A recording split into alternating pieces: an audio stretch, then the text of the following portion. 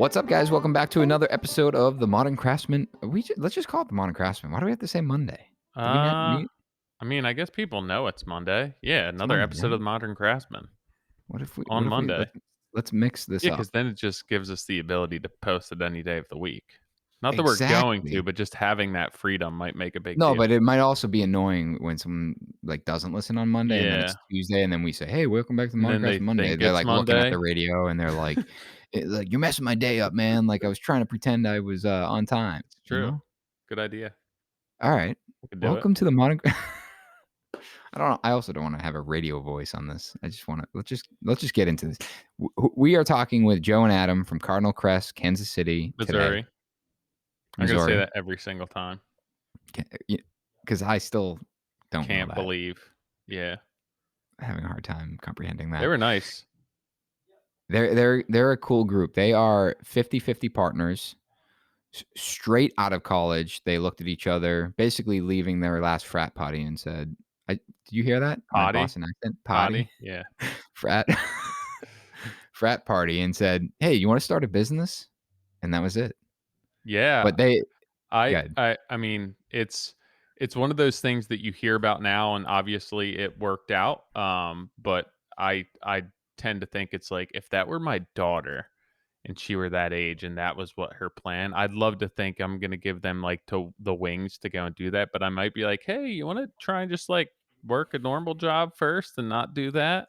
Get a drafting job for Yeah, 28K a year. it's something a little more just maybe closer to home and possibly safer. Yeah, I mean, well, we get into the unsafe neighborhoods as well. But it's interesting that, from their story of sharing a truck early on, because that's what they could afford, to building, the company that they have now, which you are probably familiar with on Instagram. If you're not, Cardinal Crest KC, they have built quite the business, and they share the entire journey of the uphill battle in which it was. Yeah, it's a good story. It was interesting. A lot of times I feel, we dig into the startup stories on people and it's the same story. But this one was fairly unique. I liked it. It was enjoyable to hear. It took A up little a different. decent the whole startup and kind of getting to where they want was a lot of the podcast, and it's a good listen. It's kind of a nice little narrative. It's a nice little six love story by the way they were talking to each other. Mm, there Beautiful. was love. They can make like Yeah. a Disney movie after it. Oh my gosh, imagine. Let's pitch this to Disney. Good idea. Modern Craftsman sponsored Disney. I like that. Yep. Is this your so do you guys own this office? We It looks like do. dude, it's sick. Well, thank you. We bought it a year ago, I think, What was and it? it was like an auto well, it was an auto shop, like, headquarters, Mm, so it's got, like, a garage door, like, right there, yeah. and, before that, it was like a crazy locksmith guy forever, and it was just like a big grease pit. Um, the building's like 1935. The Ace Hardware right next door was built in 1938, and it Mm, was like built as an actual Ace Hardware. And it's like legitimately, I don't know. I mean, I don't know how fire code works with existing buildings, but like you can't fit down certain aisles in the Ace Hardware without doing like straight up this. Like you're like looking at like you're looking at like this specialty like metric bolts, and you're like chest right here. what? It's actually pretty wild. I need to do like a tour of it. It's kind of fun. Yeah. And it has a basement, which is kind of weird for downtown. Yeah, no, I mean, so you guys renovated this whole shop? Yeah.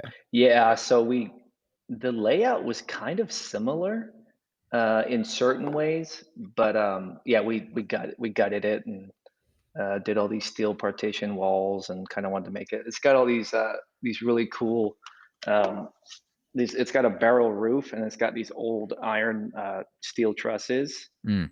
Yeah, it's and sick. so yeah, it's got some really cool things about it. We spent a ton of money on the steel partitions that kind of suck in a sense. They are a I'm ton of s- money. I'm still trying to figure out. I don't know how echoey I am, but You're good. the ceilings are so tall in here that it's kind of a Like Yeah. we try to do like Zoom calls with like guys in the field, and it's a nightmare to like hear everybody in like a conference room here and then hear them on TV. It's like, We did a big loft, condo, and we added a bunch of acoustical panels up high on the walls, on the ceiling. And they had all steel trusses, and it was echoey, but it helped tremendously. Uh, yeah, and and in his office, he actually bought Homosote, like 3/4 inch Homosote or half-inch Homosote from like Home yeah, Depot. Just put it up on the wall, and we actually painted it. So the paint actually reduces some of the acoustical absorption, but it matched the wall. It helped, and yeah. he doubles it as like a tack board. So That's up a like cool high idea. on that drywall, you could put. And what we found is the acoustical panels, they're just basically rock wool comfort board Yeah, wrapped with a fabric, like speaker yeah. fabric. Yeah, that's a good idea. It's kind of like I we haven't touched it because it just looks cool and it Mm, looks like an old factory and that's fun, but yeah. it's really annoying. I mean, when So a lot of people get in here. where were you guys before? Oh, we were at a like a work share place. Where weren't we is the Yeah. question. Like a work share, like a WeWork. A local one that's called iWorks, and it was across the street from this place. But so here, long story short, before that we were No, tell me the officing at. long story. Okay, well, the first office. I mean, Hy-Vee, local grocery yes. store. How far back you want to go? You tell me. Okay, here we go. Get ready. Strap in. I'm a variety, so I got a bunch of stories. Are you? You're gonna prove it. Well, Adam and I, we're not originally from Kansas City, and I had some family out here. And 2010, Adam and I we met in college, and we actually were doing the NAHB student competition together. And that's like when you do like a feasibility study and market research and like create a company on paper. And 2010 was 2010, and it market was sucky, and we didn't have any job offers, and I was graduating that year. I was a little older and had gone back to school, and we were getting construction management degrees, and we kind of started taking that competition like way seriously because it was like, well, what if we just build this thing on paper and see how it goes? And because there was no job opportunities, Adam and I were talking one night, and we're like, freak it, like, why don't we just do this ourselves? Like we were married, but we didn't have any kids, and I think the only job offer I got when I graduated was like a drafting position because I knew Revit and we learned Revit in school, uh, in Las Cruces, New Mexico, for like 28,000 a year. And I was like, freak, I go to Home Depot and like climb the ladder. I was like, that seems really rough. What Um, college so did you go to? um, both Adam and I went to Br- BYU, Brigham Young, Okay. Cougs, the Cougars. And don't get me wrong, there was job offers, but they were unpaid positions. It was mostly an internship that was unpaid. Those were the offers we were Sick. getting. Yeah. The best. The best. Actually, I didn't even know interns got paid until I became an employer. And I was like, oh, you pay interns. um, so Adam and I started looking at a bunch of different cities. And we were going, I'm originally from Las Vegas, lived there for 23 years until oh gosh, I guess 25 years until I went and started going to college. I went to UNLV in Las Vegas for a little bit, and then I transferred to BYU. And um, Adam, sorry to speak for Adam here. Adam's from Sacramento, California, um, and both our markets were toasted. Vegas in 2010 was still like nobody was doing much. I mean, you were flipping homes if you did anything construction or just trying to find something.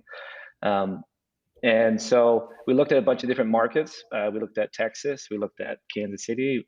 We kind of looked at places where we naturally had family or somebody around there, and eventually said, let's try Kansas City because there's no national builders here. They're all regional builders. The economy was still kind of decent in 2010. And so, anyway, we moved here. So the first office was in a loft in a river market, we call it in Kansas City, I would say. Adam and I shared a truck for the first 2 years. Yeah. Yep. It was a Chevy Silverado. And this was it. I was Purple. It was I had beautiful. given Maroonish, yeah, it was like maroonish, maroon. purplish. I had given it to my sister-in-law for a little bit, traded her, tried to, upsell her, and she painted it maroon, and then I bought it back from her. It's And like California raisin color, yeah, kind of like that. That's a good Yeah, like a pretty big much. like a big bruise. Yes. Yeah, she actually got like a decent paint job where like they painted the jams and whatnot. So you like open the door and it kind of looked like I remember people were like, was that like a weird factory color? Because like your doors are all like Dude, you know wasn't how it? Wasn't it? Mako. I don't know if they had them, but Mako was this auto body around us, and you could literally. It was $600. You could get your car painted, and this kid in my high school had a S10, and he got it painted. It was like originally pewter, and it came in one day and it was black. I'm like, what the hell? And like the muffler was painted, like the leaf springs were painted, and he's like, yeah, dude, all you got to do is you tape off what you don't want paint on, Just and you have 'em just drop it off, and they spray it. I'm like, what? it's like an hour car wash. It's You just literally go like through. that's how I picture it. It's like you don't even get out of the truck. You just drive through. It's like pull forward. Yeah. All right, go sit in the sun for an hour.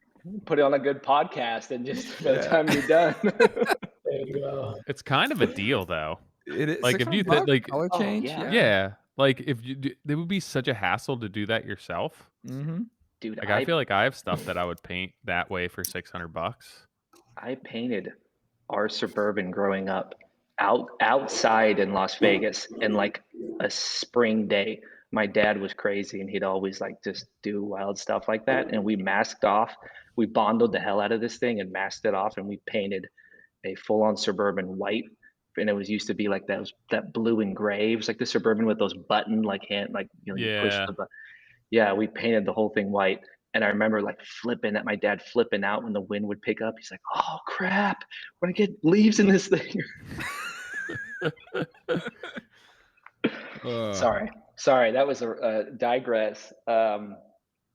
So But it's like to kind of fill in just a little bit there, like Joe would pick me up every morning from the apartment I was living at in Kansas City. Sometimes he would have to wait 30, 40 minutes because maybe I slept in once or twice. And I was, dude, I'll be right down. I'm sorry. But we would, clients early on, they would give us a call. Hey, we'd love to meet. Where's your office? And we'd be like, hey, don't worry. We'll come to mobile. you. And they're like, what do you mean? And we're like, we'll meet you at your house. It'll be great. And so early on, the first 2-3 years, we were meeting at our homeowners' homes and doing design meetings with them in their own home. And these people, I mean, I feel like they loved it because it was just like full service. We did anything and everything for these people. But that was the first few years. And then we got a model home complete. And then it was What was like your scope originally? Well, Designing and doing renovation? yeah, like well, a little bit. it was new. We wanted to new homes. That was always the scope. That's always what we wanted to do. And Joe and I, we both learned, and we took like an added emphasis, right, in school. Like our education, it was everything for Joe and I. It gave us the confidence to move to Kansas City and start a home building company, like for real. Out of thin air. And so out of thin, nothing. Yeah, first generation, dude. I love that you slept in though. Like I feel like I wouldn't like in that scenario. Like I wouldn't even sleep. Like He did it. He did a couple times. I'd be like, "Bro, I'm couple down." times. It's That was down. a week. Well, I'm down. back then I had hair, so I had to do my hair and stuff. Now it's I gotta do it's my a lot hair better. too, but I don't sleep in. He also lived in a sketch apartment downtown. Oh, so you didn't want to be sitting outside for that long? Like No. people got Subsidized housing. People got in trouble. Like- It's like, Adam, if you're not down here in 5 minutes, I am leaving. I am not safe. Goodbye. It was like, "Bro, Yeah. take a lap. I'll be No, 10 minutes. no Take a joke. lap." Cadillac converters were cut out broad daylight All in the that Mm. time. parking lot all the time. It was fun. You And had a suit. this is the My wife city that talking you chose to open a new business. It's changed Construction a market's lot. hot. It's changed a lot in 10 years. So is the recycling industry. Barbecue's great. So like it was like we gotta go. Yeah. Worth it. Worth it. All right. So you guys are driving to everyone's house. You're basically playing it off as though, don't waste your time by driving to our fancy office. We'll come Yeah. to you. We'll be full service for you. They're buying into it. They're loving it. You guys are sharing a truck. Oh, yeah. How long? How long does We'd this go bum on? off Oh gosh. 2 years. Two? Until 2 years, you right? got your first truck. Oh, I didn't get my first truck. Oh, when did I get It my was- first truck? Was it it- 3 years? It 3 was years or probably 4? 2 years in, 2.5 years. You got a truck, and then so like we were building a model home. We scrapped together in 2011. Actually, we didn't start it till about late 2011, early 2012. We started a model home in a neighborhood that we kind of pinned out that was outside of the city, outside the Cadillac converter hack shop. And it was, so we started that about 2012, and we're doing basements and remodels on the side because we had no money. And our wives supported us. They both happened to work at a salon together out here. And like Adam said, we'd meet a lot of people at their houses. We actually did, we officed at a Hy-Vee, like he said, because they had free internet. There was one close and a killer salad bar. So that was like, What's a Hy-Vee? oh, you, Hy-Vee's like a yeah, grocery it's store. I guess I didn't even realize them. It's local. It's, So you I guys guess would it's a, you guys would perch up at a grocery store to have a meeting? no, Yeah. well, us. Oh, to work, just, to work. No, to Oh, just just work. us. To just They had work. these like fancy booths that were like Gotcha. tucked away. So we did that. I mean, when the first model home was built, we officed out of the unfinished basement out of there. So that was probably 2013 or late 2012. And then we bounced from model home to model home up until about 2 years ago. And we've been in business for about 11 years. So we officed out of and then we like graduated from the basement of the model homes to like we put mini splits into the garages. And so we would be in the garages, and as like the team grew, it was like super, people would like be touring the home, and like someone would forget to lock the door, and they would walk in and see like the spread of like 8 guys inside this garage, and they're like, what is going Like a on scene here? from like Wolf of Wall Street. They're all Yeah. trading like penny stocks in the garage. Totally. Yeah. Totally. Yeah. And then you have this awkward like look at them, and like didn't want to address it because you're like, they're bothering you right during your work, but you're like, yeah, this is us. This is our business. How's it going? Yeah. So we did. And the intent behind all that, right? To be in these model homes, we were brand new to the area. We didn't have a name, and we thought, dude, there's no one better to sell our product than ourselves. So it was, Joe and I, we would take turns, rock, paper, scissors. Someone would come in the model, we'd walk upstairs. Hey, how's it going? I'm the owner of the company. Let me walk you through this. Let me tell you about what we do. And it was great. It was awesome. We were, without having a ton of sales, we were constantly busy because we were talking to everyone and we were designing homes left and right. I can't tell you how many homes we probably designed without building them and seeing them being built next door. We didn't know how to do anything. We didn't know how to put a contract together. We didn't know that you could design for money, really. Like we were just trying to like put out these designs so someone would sign a new home sales contract with us to build a home. This podcast is brought to you by Duration Molding and Millwork, likely the only truly beveled shape composite siding on the market. Most composite sidings trying to simulate beveled siding are simply lapped rectangular pieces. Well, to give people a little bit of background on us, on their Instagram, they posted a picture recently of woven siding versus mitered siding. So I looked at that photo and did not realize that it was going to look different. But it's different. It's slightly different. Like it's a similar look. Yeah. But I think that when you look at woven versus mitered, there is a clear difference between it, which is subtle enough to, in my opinion, like, change the whole look of that corner of the house. Yeah. I mean, I think that if you have a specific, application where you want one, I don't know. Like, they both work. I think that it No, depends they on. don't. They both totally work. I didn't realize that you would net a different result. Yeah, Is what I was getting at. correct, yeah. And But it's nice that you can, and no matter if you're gluing that miter or the lap, they're staying tight, and you are achieving that similar result. yeah, because I think how thick the product is, it says it's 5/8 thick. It Mhm. allows you to either miter that or lap it, which I know a lot of other products out there on the market, because how thin they are, you don't have the ability to do both. I also Yeah. there's a lot of products that I would not miter and hope to No. hold up, so No. And, from what we've heard, a lot of architects has thanked Duration Molding and Millwork for bringing this detail back because they miss seeing it with the, traditional red cedar or wood siding. so which one do you prefer? I like the woven. Yeah, I think I like the woven. I've done mitered, but I like the woven because I feel like it stands more tall. Does that make sense? Probably not. Sorry, Keith. If you guys want to learn more, durationmillwork.com. There's some photos on their website as well as their Instagram. Check them out. Duration Millwork.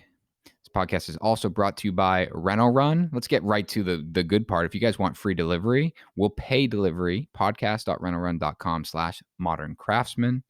Your first order will be on us. They just launched another location in Washington, D.C. They are not only handling last minute deliveries, but they're also handling full deliveries. Oh, really? They can help you with your takeoff. They can get all of the material that you need delivered to the job site. But I was able to catch up with them at the builder show. I mean, they got some serious stuff in the works. They got a lot of horsepower behind them. They just closed a huge investment round. If you're on following them on LinkedIn, that's a huge win for them. I can only seeing this being a more and more efficient way of getting job site material, even from the beginning. And to be in a city near you soon, if it's not already. Yeah, so I'm going to try to list these off: Boston, Chicago, Washington, D.C., and Philly. Yeah, in all of, well, not all of, but the eastern part of Canada, there's a Canada. few. America's Hat. I had so America's many hat. people send me stuff about America's Hat. They're like, It's a "No, name. it's a real thing." Yeah, It is. Well, we looked it up. yeah. Google says it. I had a bunch of people send me stuff about that. Guys, this podcast is also brought to you by Rockwool. So Rockwool has partnered up with the Modern Craftsman. They have a new program that just came out, the R-Class Builder. You can check it out on their website, rockwool.com. You guys know that I'm using Rockwool on all of our projects. Our Rhode Island build right now, our passive home, that is packed full of Rockwool. We have 6 inches of the comfort board on the outside. We have comfort bad on the inside. We have safe and sound for sound insulation on the interior walls. They have been our go-to for insulation for, I mean, really all of our projects. And they've done a great job, not only from the sound control, but, uh, from the thermal control. But I wanted to specifically mention that one of the details that we've done in Rhode Island is below grade and below slab, which a ton of you guys have reached out and asked and questioned. But Rockwell has been there every step of the way to make sure that we are installing that stuff from a correct technical manner. It's amazing to see how far they've come because I look back at, when I first started my business and the only time I used Rockwool was for fire blocking. Yeah, And I like, remember. I remember buying it just yeah, for like that. just for fire blocking. And Right. now it's like, no, there's a lot of good uses for this aside from just fire blocking in just a few short years. So if you guys want to find out more, head over to rockwool.com. Check out their R Class Builder program. If you guys are using this stuff on a regular basis, this is where game-changing building begins. Do you know what I want to dig into? And we're not going to do it now, but we'll get the info from them. but in more traditional construction methods with rock wool and vapor barrier options, for like remodels that Funny you I mentioned that. that I get into. We're doing it now. Are you? So yeah, their technical team. We actually sent over the blueprints of a new project that we don't have this non-traditional envelope design. We'll call it. Yeah. We have a very traditional envelope design, and we kicked it over to them, and their technical team is going to actually work with us to develop the best um the best assembly using their product. Cool. And what's nice is in the past they've looked at it, and it's not always all their product. They would maybe recommend, hey, use this here, Yeah. but then use rock wool Yeah. in this position. Ah, interesting. That Yeah. wasn't even a pitch or a feed to you. That just worked out well. Look at that. That first model home, you scrapped enough funds to do that. Yeah. You put that house together. You officed in the basement. You guys would rock paper scissors for touring people through it, and then finally someone would buy it. Yeah. And that's when you started the next model home.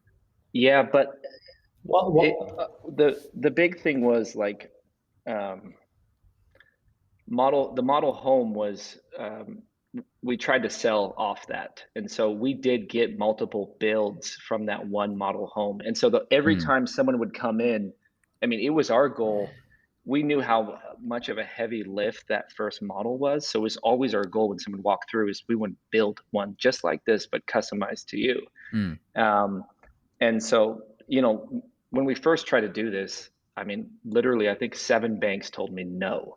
Like, no, this is a horrible idea. And here's a stack of foreclosures you should fix up. And I mean, in hindsight, I know a lot of guys who did that and made a lot more money than I ever had. So probably should have done that. But we were too stubborn. We just really wanted to get into new construction. So we probably sold, I don't know, Adam, like from the first model home, I would say that probably produced 10 to 15 homes. Like it did really well for us. We did it like, I mean, this was 2011, 12. I remember we painted the kitchen white and the realtor walked in, and then in the neighborhood realtor, you get like contracted in to like have to have her sell it. She was like, "Oh my gosh, you ruined this home. You ruined it. I can't believe you. Are you guys like, this is your first one?" And it was fun. She was really Janice. Her name was, good old Janice. Dude, I don't know why I had in my mind her name was Janice. As you're talking, I'm like, man, I bet her name's Janice. Hey. Like, you've seen Sing 2 or Sing, Yes. right? And like the tall llama, Oh yeah. like Yeah. the lady from the bank. Yeah, like that's who I pictured. Oh, she was a variety. Janice as from well. the bank, line 2. Oh my god. Yeah, she was a ball buster. Let me tell you, like she got crap. She was one of those realtors who were like, I mean, she had lived through the heyday, and so even like 2011, she would just be like, "Crap or get off the pot. I don't care. You're gonna sign a contract now? No, leave." She was really intimidating, actually. So like, it kind of fits what you're saying there. So, your first model home producing 10, 15 projects from that are, at this point, are you guys profitable? Oh, barely. We didn't make any money off the first model home. This is really embarrassing, but I mean, I guess that's what this is for, right? Let's just clarify. We've all been not profitable. We've all donated plenty of our hard-earned time and money into this industry. I think it's hard to be profitable when you first start a business too. Like Right. even if you Totally. think that you're profitable and you look at like on paper, it's like, yeah, that and then it's not like a sustainable type of profit. No, it's your tax guy telling you that you made $500,000, and you're like, but where is Yeah. Exactly. It's already gone. Yeah, I think like to just like maybe like blow through some of those figures. Like I think the first year, Joe, we made like, just like to Tyler's point, like I think we made $6,000 each, like our first year. I think our second year we were like, dude, we doubled it. We made 12 or 13. We're like, should have taken just the imagine draft. what Should have year taken the three's gonna be drafting like. job. Yeah, totally. And then it wasn't until year 4 or 5 where, it actually really started. It was year 4 where it was like, years 1 through 3 were like, are we Mm. sure about this? And then it was like How year real 4 were where we those were like, conversations? we can do this. Like year 1 through 3, like Tears, Dude, yeah. tears. But was Like, it super and was real. it between you two, or like were the wives up to speed? Like well, Dude, this is how real it was. Like food stamps, government assistance, um, like totally wives were involved every yeah, step of the way.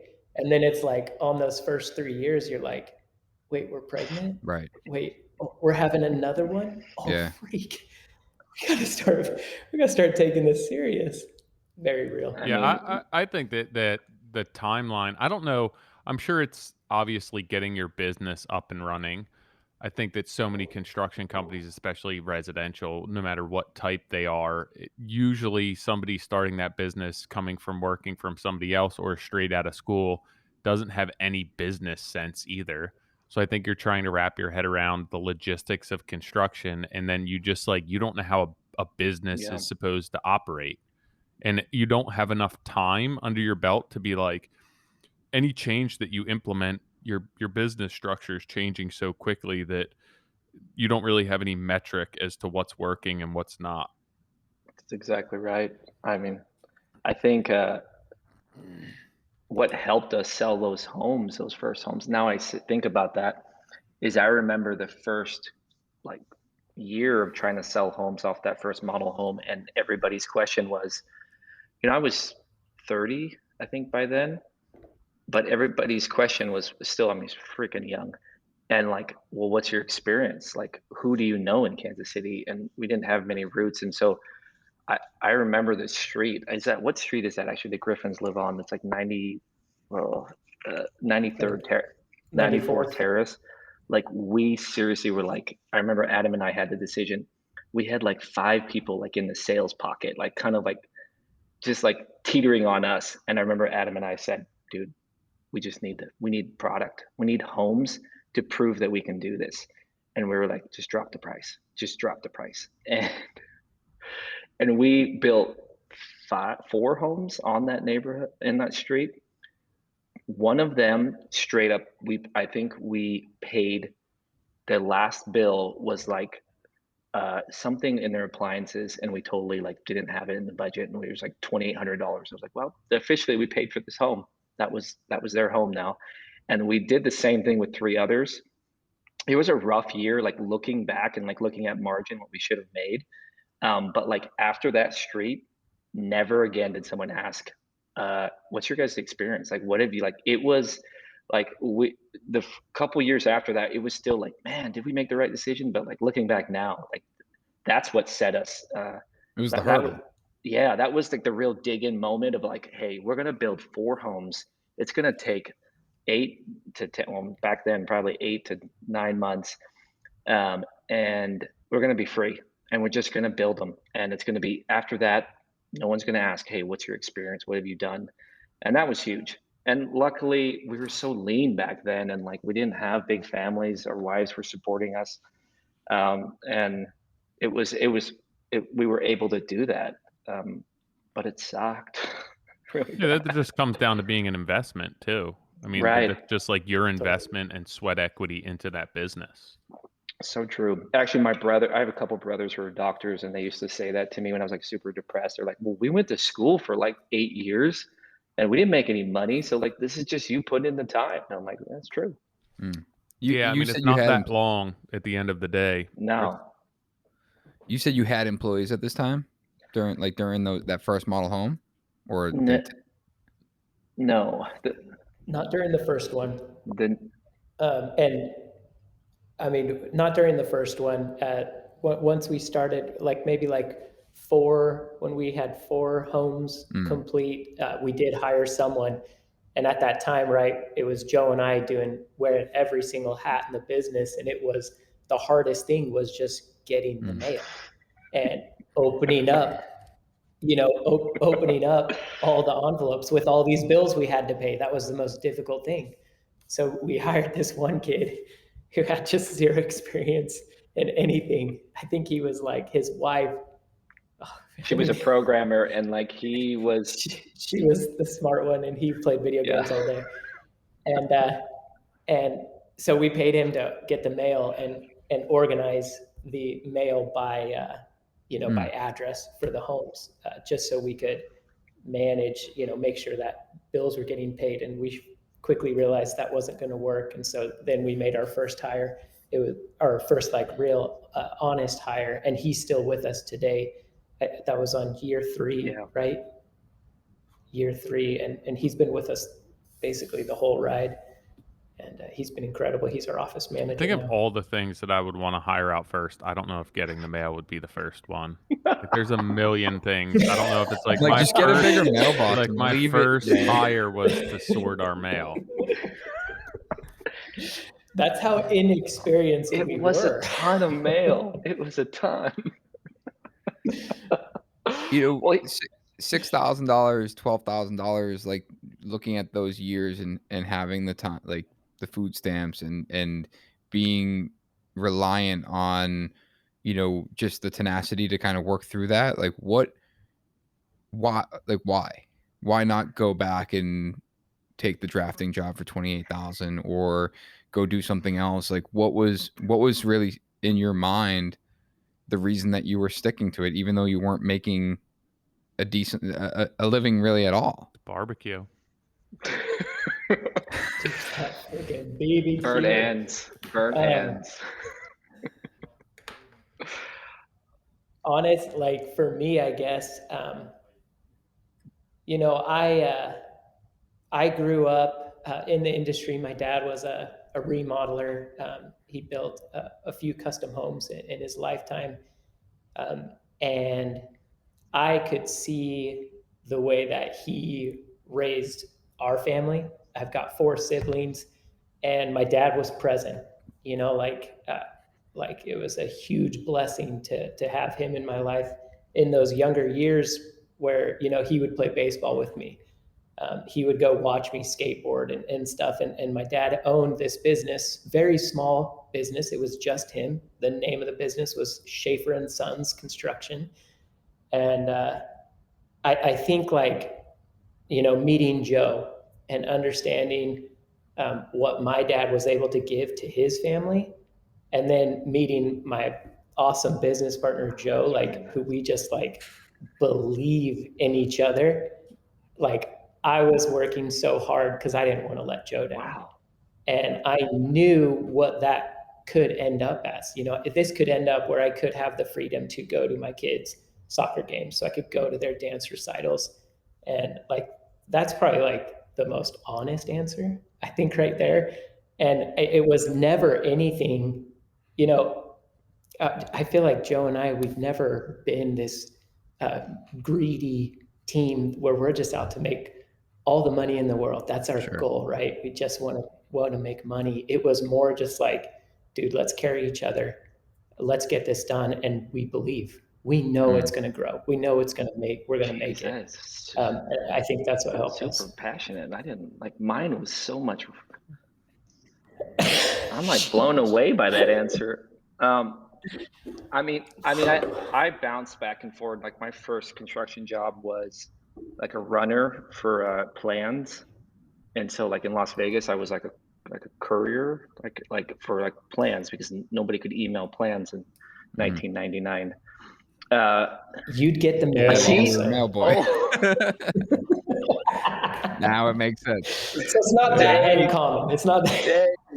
This is full circle. I lost that job when the internet was invented a year later.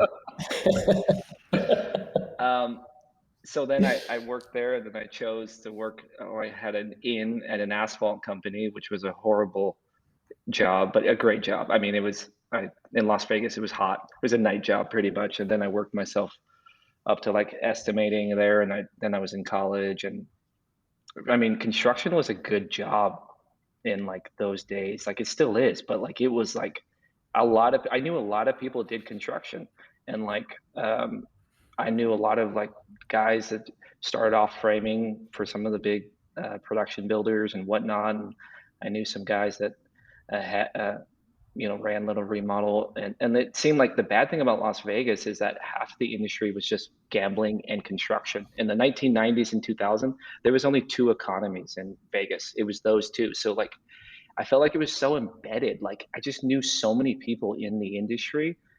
And so like that's where I started at. And to kind of answer and so it just evolved after bouncing around like lots of people. You like work yourself through the trades. And I worked for a framer and I worked for a general and did different things. But what you had asked, like what had motivated me, and that's why I was like, man, Adam's answer is a lot better. Like I know It Adam. is. I'm not gonna lie. Adam's answer is way better. It was. When we first started this, I got a lot of people that just said, like, you're going, Adam got it too, you're going to fail. Like in 2010, like we were in the construction management program in '07 too. And like literally that department got gutted from like 300 students to like 100. And I remember when I got married and my father-in-law like learned I was doing construction, he was like, yeah, you should switch that. That's a bad industry. And then the first model home, uh, like legitimately, my dad was like, this will be good for you. I mean, I bless my dad, I love him, but he was like, this is going to be a good experience for you to learn how to fail and to come from do something else. Like he was like, you are not going to be successful in this. Mm. And I felt like that was a motto for a while. And so, I mean, as bad as it is, sometimes a good FU is a good motivator. So, I was gonna ask you guys, since obviously you upped and relocated, like what was your support system like, or was that just a coming from other areas? Did you have any sort of local support system? man, um, local, like Uh, HBA kind of No, thing. I Like, mean, just like in general, did you have anyone to kind of lean on when things didn't go right or ask questions? I think that, even with what we do and the internet now and the podcast and everything else, there's this entire network and community that totally. you can kind of lean on. No, And, yeah. back then it's not as, I guess, prevalent locally for me. And then, everything social gave me that support system. I couldn't imagine kind of picking up and then relocating and not having any sort of support system to be running questions. Am I doing this right? I just did this. It seems like you are setting yourself up almost for failure. I mean, Adam's this really good hype man. If you haven't seen that with his story, but you know what was actually pretty I am. what was pretty good is like our we kind of grew like really close to, I mean I did for our construction management professors who were industry professionals. Two of them actually visited us in year two, and like I was talking, I felt like I had multiple phone calls with them often of like, you know, what's going on. And I think locally, no support system. I would say the only support system Adam and I had were maybe past graduates, guys that we knew from school. I know we're talking a lot about school. I'm just like reliving the past right here with all this. But like I would say for me, Adam might have a different answer that's way better. But mine were old professors, to tell you the truth, just kind of wild. And then past like guys and other that I worked with in Vegas or that I went to school with that were working somewhere else. Was your program more commercial based? No, it has become more commercial based. Yeah. Um, it actually, I think they might even have like an emphasis now. But it was a lot of the guys were like past home builders or even built during at the time. Um, there was like two professors who were really pushing the commercial, and now since it's, I would say it's way more commercial now than home building. Yeah, because Um, that's what I ended up going for in the entire program. Nothing was based around residential, which be honest, I had no idea going into it. Should have probably done my homework there. But it was all commercial based and it was all union contractors and like all mm, of, every professor was coming out of either commercial consulting, estimating, project management, all that stuff. So it's even getting out, there's a huge disconnect between those two industries. They're almost independent of each other. So thinking of being able to rely on past professors for me, that wasn't even an option. That's interesting that you guys had like a residential based education. I mean, I think like to our classmates' detriment, like Joe and I, we were so passionate about residential construction. If we got in a class, the only questions we Yeah, were asking were residential yeah, questions. And I felt like that kind of steered a lot of the conversation towards yeah, residential. Um, but like even at the time when we graduated, 70, 80% of the kids yeah. went yeah. commercial.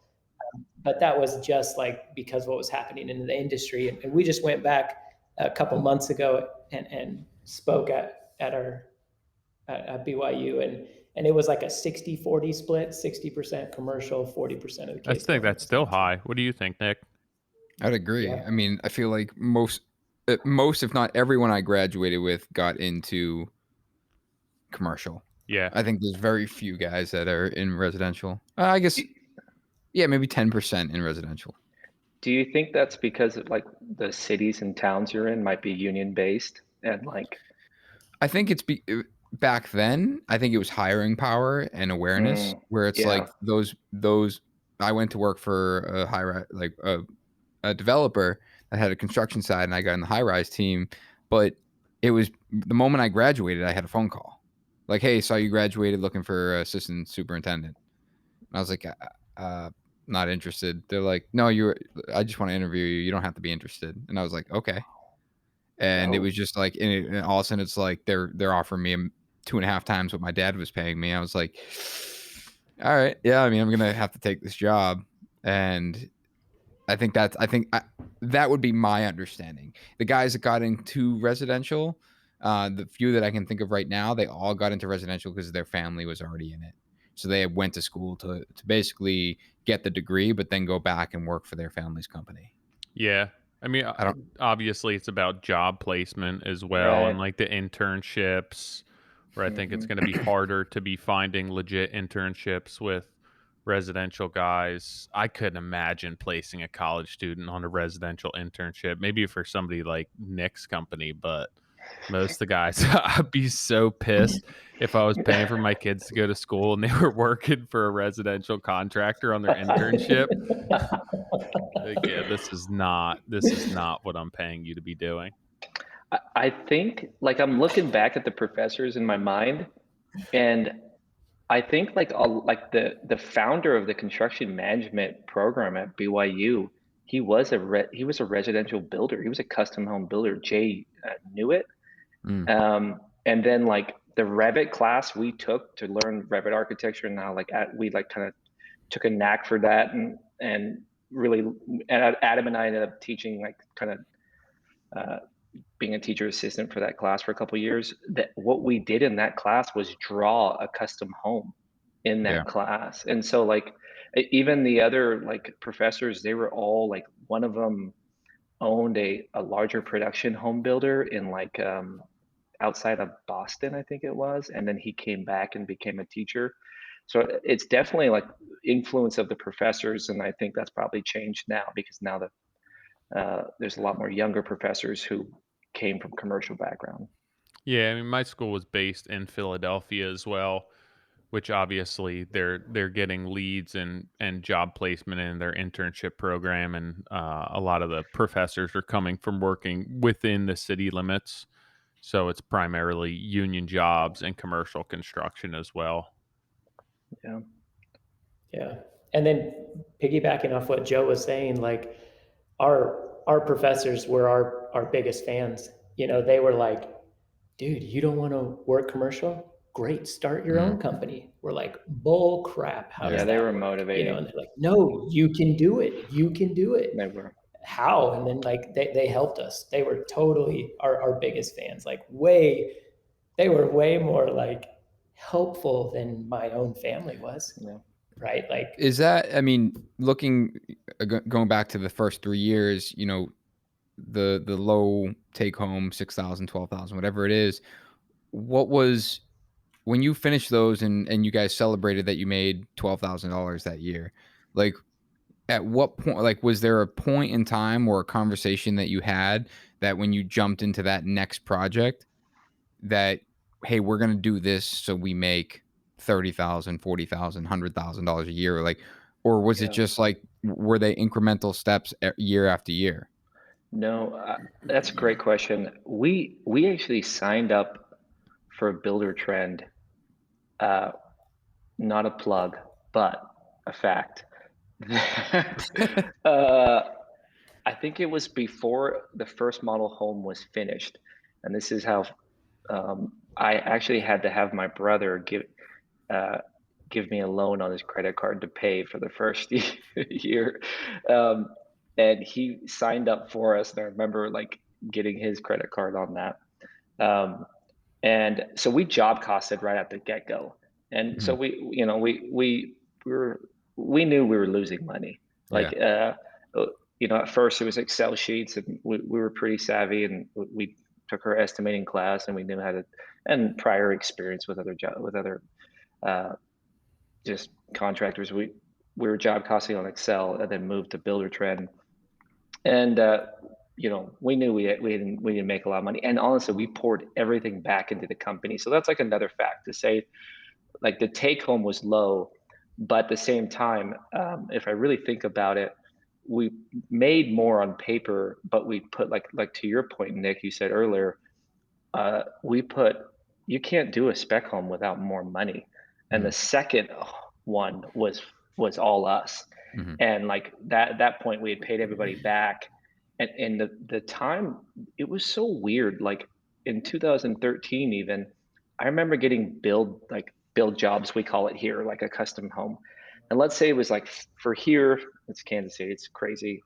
It was like a $500,000 home 10 years ago was a good home. Like that was a pretty cool home. It had some good custom features in it.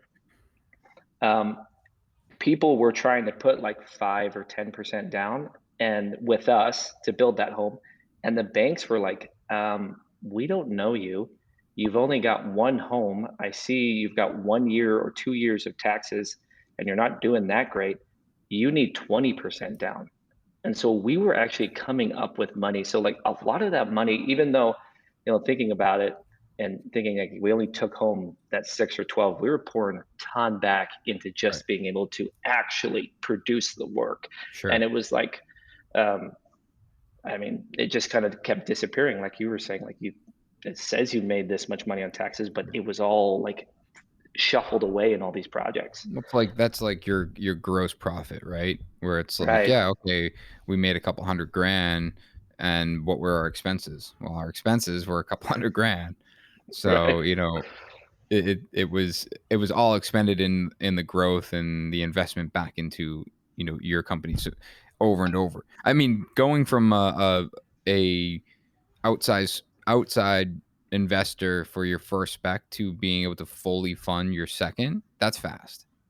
I think It, anyone that we've talked to on here, like oftentimes it's a much slower progression than that, where it's like you talk about doing spec after spec, or and you're utilizing hard money, and then you're utilizing banks, because the rates are better, and then all of a sudden it's like now I have enough liquidity where I can fund this myself. yeah. Um, so So that I we mean, It was. I agree. And we actually, even that first one, we still had some. We never did straight hard money, but we had family and friends that did hard money, if that yeah, makes sense. yeah, So it was still hard money terms.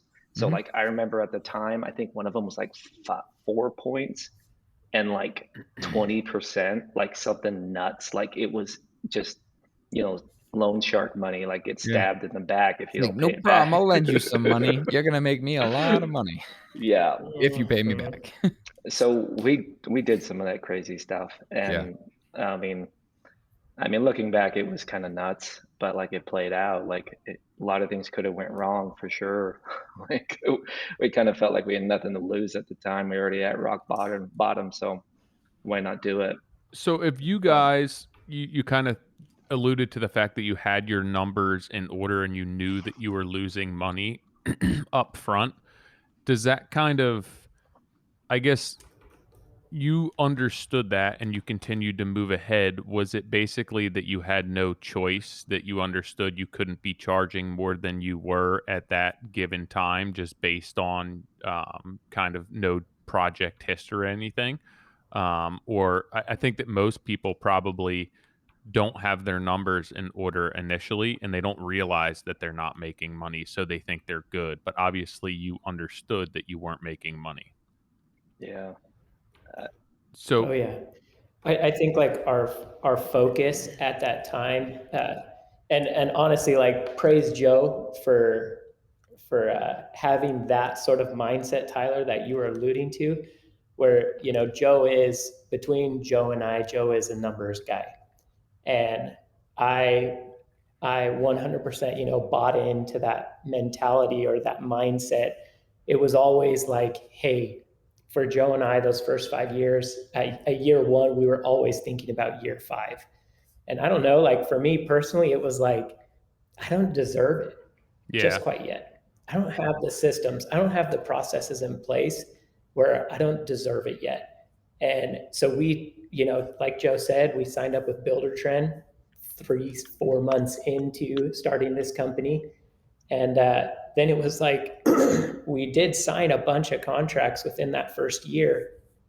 It was like 12 or 15 new homes within that first year. And it was just, okay, let's start. Looking back, like now I think I can talk about this, but it wasn't like I wasn't thinking, okay, let's create Mm. systems, let's create processes. But that's exactly what we yeah, were doing within those first 3 years, um, in order for us to feel confident to charge what we wanted to yeah. charge. I think those were just those building years that we just accepted. Yeah, I I think think that that most people probably within the first, 2, 3 years actually have no idea as to mm, what that money looks like and where it's going. Just having the wherewithal to understand that and know, we're at this point now.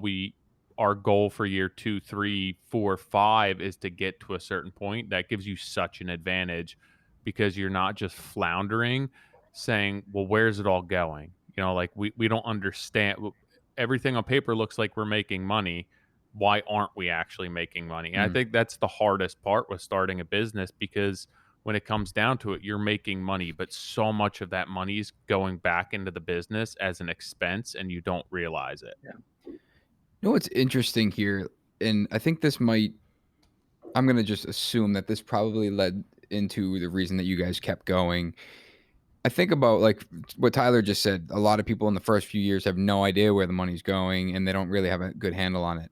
I'm going to admit that's how I was in the beginning. I was just moving, moving, moving. And then at the end of the year, trying to clean it up and not having any really real understanding. And it wasn't only until like 2.5 years ago where I really sat down and said, we're systemizing this and it's going to cost a ton of money, a ton of time. And we had, from a financial standpoint, tough years because we were investing so much time and money in it. And I think about those times of in comparison to like what you guys did. You guys started at the bottom. You knew you were at the bottom and you just continued to trek up. And for me, I can easily look back and be like, I was up high, I was on top of that mountain, and I dropped all the way back down, and then I started reclimbing. So like the psychological side of it is like, well, I had the experience of the top and I lost it, and then I'm trying to get back to it. Where it's like that's a perfect opportunity for me to be like, F this shit. I'm out. Like I don't want to do this anymore. Where it's like you didn't. You were at the bottom. You were like, yeah, we got a hill in front of us, and we're just gonna trek up it nice and slow, and we'll get to it when we get to it. And with that being said, it's like I was never actually on top of that hill. I just thought I was Yeah. because I had no idea what was going on. I was like, oh, I got work going. I'm working, 80 hours a week, and I'm making a ton of money, and it's like I'm not. It's there's no system to this, but I want to go back to like is from my question on that when you were looking at the numbers like you're actively looking at what this stuff is costing and immediately knowing that this is going you're not going to make money on it and like Tyler said like you guys were doing it because you knew you had to you were carving your place out in the marketplace but was there ever what was the consideration as far as like, all right, what if we do this cheaper or what if we find an alternative material? Like, was that just completely out of mind, being that we have not only do we have to be financially competitive, but we also have to put a product that is better. Yeah, I think, I mean, one thing, we were just really ignorant on how hard it would be to start from Vegas to the outsiders to Kansas City. I don't Mm, think we really realized how hard it would be to make a name for ourselves. And then Adam and I from the beginning were like so involved from the architecture. We drafted all our homes, we did all the interior design, and then we built them. That like for us, like we lost a lot of money by just making the projects cooler, by mm. upgrading people's houses like way too much. Like, hey, we've got to do this trim work here, or we've got to upgrade this tile, but like it's X amount of dollars. We'll go in with you. Like we did Mm. stupid stuff like that all the time, and we would be like, it's gonna be worth it. You The say photos are gonna be. stupid, but Oh yeah, I know. looking back now, like, do you think that was stupid? Not at all. I mean, we learned every hard lesson we had to learn. Like there was no other way to learn it. Like in reality, like it was the past 10 years made who we are now. And like Right. it's really hard to ever say like, could we have, like Adam said, could we have like increased our prices and actually been more profitable?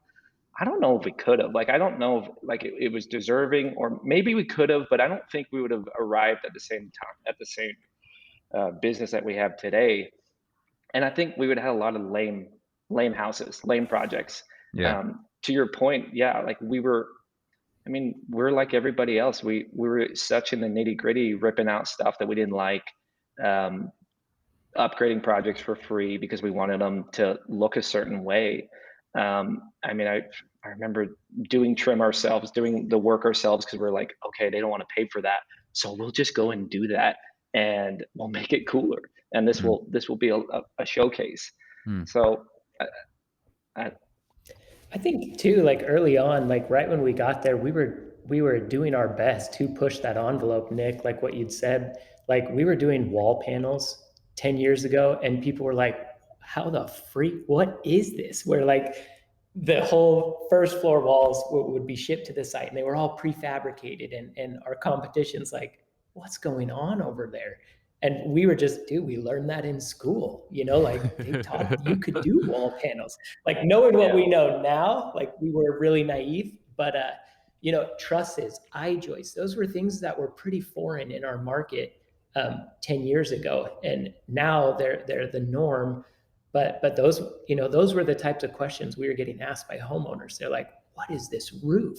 What is this floor system? And so like we were doing our best to push the envelope, but we just weren't charging the right price for I, any I of the I always stuff. feel that But that's just part, like it has, like you said, it has to be that way. I think that it's really nice to envision starting your company and having all the answers to all of this and understanding what product to put out and what systems to use.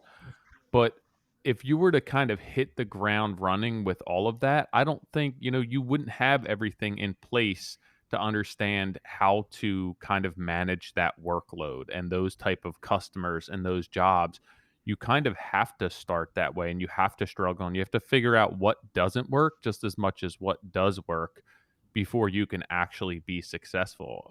Like if I knew what I do now, as to kind of what I was doing when I was 10 years ago, I would be so completely overwhelmed yeah, at 25 years old trying to manage what I yeah. am now. Like, and I probably would have said, screw this. Like, I'm going to go get another job doing something else. I think about that all the time, and like, and I don't know anybody that listens to this is in the tech industry, but like that's what like blows my mind. What you say is like a lot of contractors grow their businesses like very organically, and it's like sure there's people who like skyrocket to the moon, and I don't understand that. But like the organic growth of like learning and like struggling, learning that lesson and then getting over it, or being strategic and then learning, we're like, it always blows my mind, like the tech bubbles and the tech booms. Like these people come up with this quote unquote unicorn idea, get $100 million, have to hire 500 people. It's like the disaster story of WeWork. You said something about that. Like these CEOs who are no older than us now or younger are like have to all of a sudden, they're kids with this unicorn idea that everyone's buying into, And I always think like, what a mess that has to be. And some of them obviously make it work. Now they're the richest people in the world, but like, I couldn't imagine having such an influx of cash I'd be to like, dead. yeah. Absolutely. Absolutely.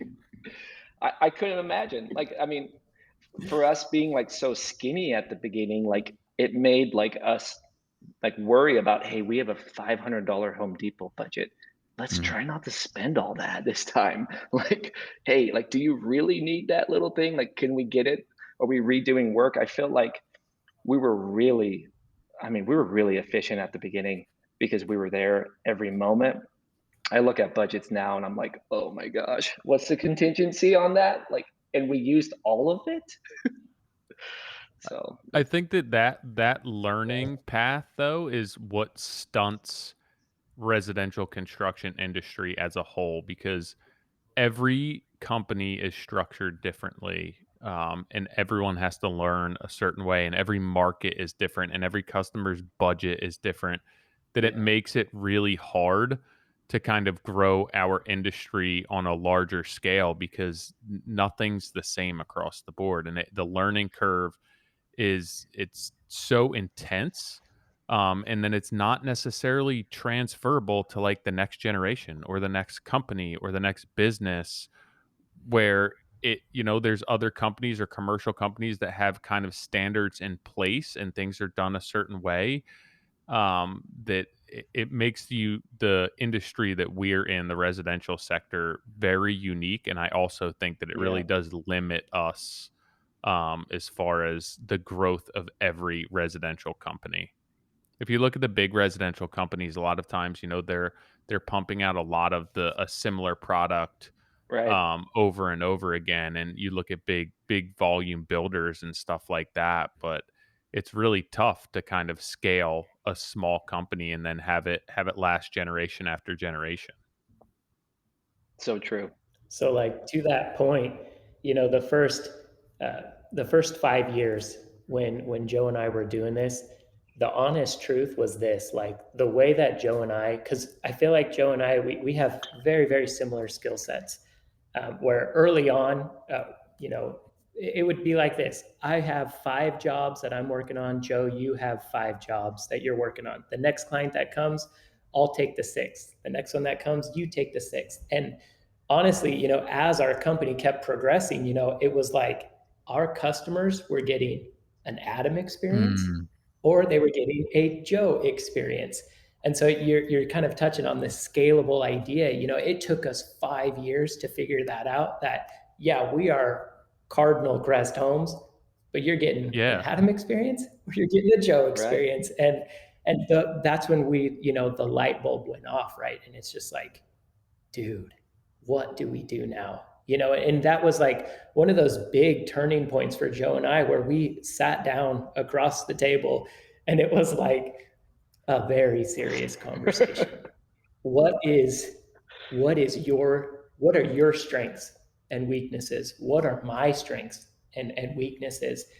And how do we create this system where you're only dealing with your strengths and I'm only dealing with my Yeah. strengths? And who the heck do we need to hire in order to turn this weakness point into a strength? That's when I feel like Cardinal Crest, like it started to evolve. It started to become the Cardinal Crest that both Joe and I wanted, but it took us 5 years to realize that.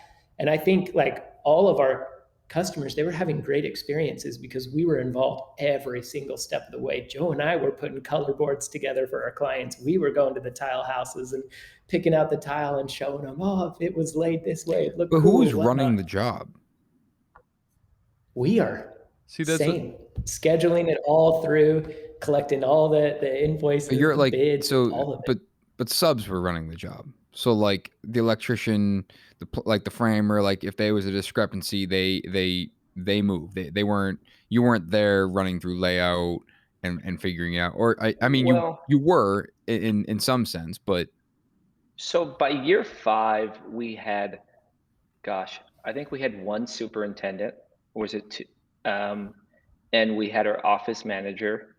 And who else did we have at year 5? I I can't think if we had another superintendent at that point.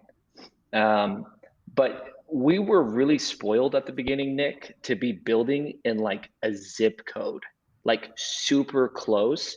Where like I remember like when we were doing 10 homes, I could line out like there's like it's just kind of this weird like Kansas City has these like custom home neighborhoods with like, and I say custom, some of them were more semi-custom, some were full-fledged custom.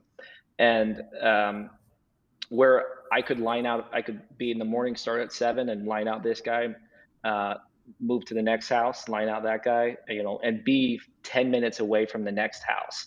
Where like at first we were super spoiled on how geographically like this little area that we built in was like there's a golf course community, there was this higher end other community, there was these basements that we were doing. And so um, but you're right, to that point, we were stretching thin. At year 5 is when we really started things started also kind of coming off the rails at the same time because Mm. you're right, when the subs start running the jobs, that's when you're coming back and being like, "Freak, I told you something different." And you Mm. did The all that. easiest wait, you did the easiest way? The fastest way? Well, I know it's funny because it's like years 1 through 3, our wives hated us for a different reason.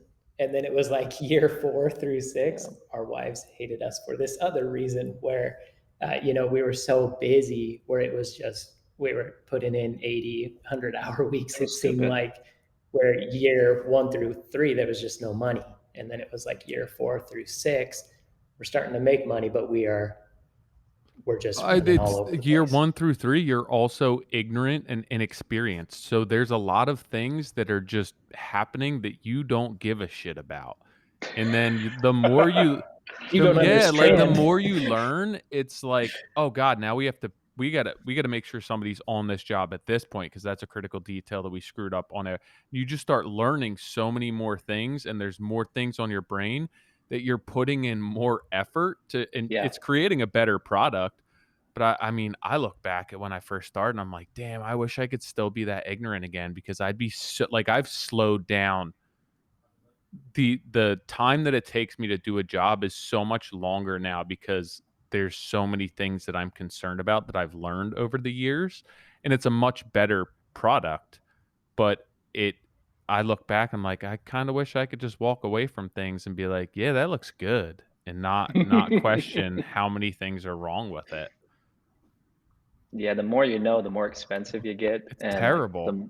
the more like kind of grouchy you are about things. You're just like, no, I'm only doing it this way. Mm. And like you look back and like I even look back 15 years ago about the builders and being like, why are they so grouchy?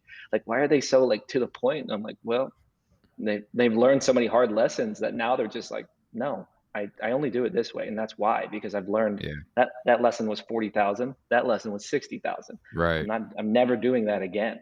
I don't care. And it's funny because, like, they'll warn us, like us, Yeah, the young guys. It's like, "Don't do that, it's gonna fail," and it's like, "But look how cool it is." I And then we know. do it, and it's like, I'm dealing with warranty issues on some of these details. It's like, you know, everyone told me not to do that, I and know. they all had a good reason, and I was like, "Nope, I can do it better." And it's like, it has nothing to do with my install. It's the way the client uses the product, or it's the way the client uses the space. And it's like, there's no way to, prevent that. It's so true. Like I was listening to your guys's you guys were talking to Luke Williams and you mentioned something about how like every construction company has to like start over and like why is that? And Tyler, you just mentioned that too, but like and I know like second generation builders do like really well. Like obviously they're like profitable at least. But I don't know like if you're going to do custom work. Now, I'm not talking about the commercial realm or production. That's a whole nother animal and I think that could be transferred really well. But it is weird like to become the builder that we want to become, I don't know how you not learn it the hard way. Like it Right. sounds stupid and like really like when I look back and be like, come on, it's got to be like be able to be trained and but like sure you could train it. Like we've had, I'm sure we've all had like our helpers or superintendents. I can't tell you how many times like some of the biggest failures we've had as a company or most costly mistakes were totally mistakes that we lined out with a superintendent or myself and we said this is how we're going to do it and that one box just didn't get clicked, Hmm. and it still costs us an arm and a leg. But now that super will never do that again, and I will never let so many things happen until that. But like, it's so hard to say like you could teach that. I don't without going through that. I I don't think that a It's lot of people have tried to, sorry, Nick, but I think a lot of yeah, it's people fine. have tried to basically by specializing our industry. And there's so many different subcontractors because they want to create these systems where you can just manage them and get a similar product. But I agree with you that I don't think it's quite as easy as that because there's always a different sub, there's always a different crew, you always have a different budget, there's new materials that are introduced. So I think a lot of those principles, they cannot necessarily be carried to the next job or 5 years down the road, 10 years down the road.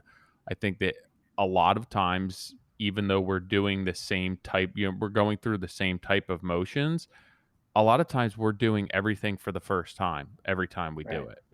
And I, right. I think that you have to have this knowledge and this experience to understand how to kind of navigate that path. And I don't know, it's like a lifetime of knowledge that would be really difficult to pass off to somebody else without them going through and walking that walk. Right. It's also like sometimes it's just hard to get the buy-in too, where it's like, hey, we're gonna do it this way. This is the approach I want to take. And when they haven't seen what could happen if you do it a different way, it's like, I don't get it. Like you're just making my job more complicated. And I it's mean, like, no, I there's a reason for it. Like I've example, light switch location, always leave a little bit of an extra loop in the wall. So if they want to move the light switch a little bit, later on, like now I'm not re-pulling a Romex piece of Romex. It's like, hey, when you mount your boxes, can you just leave me an extra like coil before the switch, just so I have a little bit of flexibility to move it around?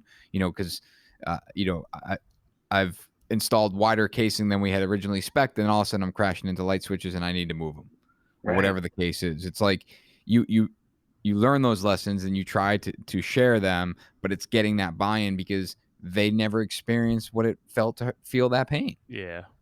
And I, it's something that we deal with right now. Sorry, Joe, but like where we are, I'm teetering the line of over micromanaging, but also like letting up enough where it's like I want you to make that mistake. It's like, I'm going to let you make that mistake as long as it's not detrimental to the company. So you learn from it. And then we can quickly chat about it. And then hopefully it never happens again. Right.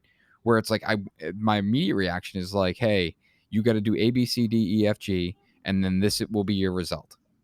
Where it's like, all right, well, now I've given them everything, and they go through A, B, C, D, E, F, G, and they're like, whatever, this is stupid, this is pointless. They get to G, like, wow, can't believe I netted the result exactly what you thought.